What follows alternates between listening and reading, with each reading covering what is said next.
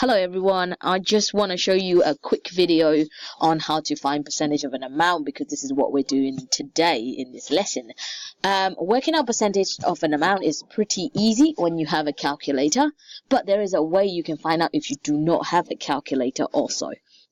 I will show you how to find out with the calculator first. For this question, for example, over here, work out 10% of 300. So as you can see, I have highlighted this off in red because this off means, in maths, it means multiplication or multiplying.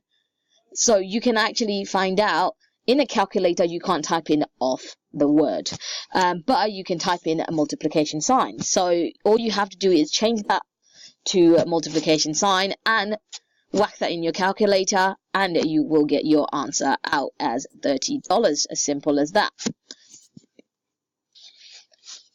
So when you do not have a calculator, you will have to break the amount up into $100, because percentage, the word, literally means out of 100.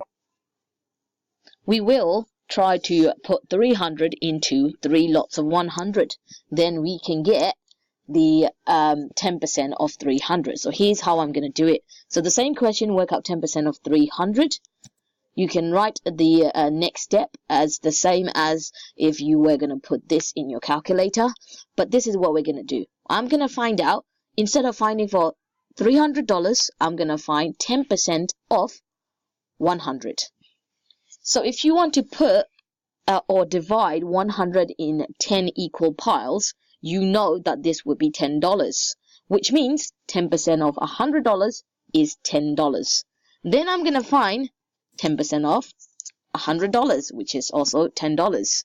So far we got the 10% of $200, which is 10 plus 10 is 20. Then I am gonna find 10% of $100 again. So now we have 10% off $300, which is $30. Have a go at the questions on the worksheet.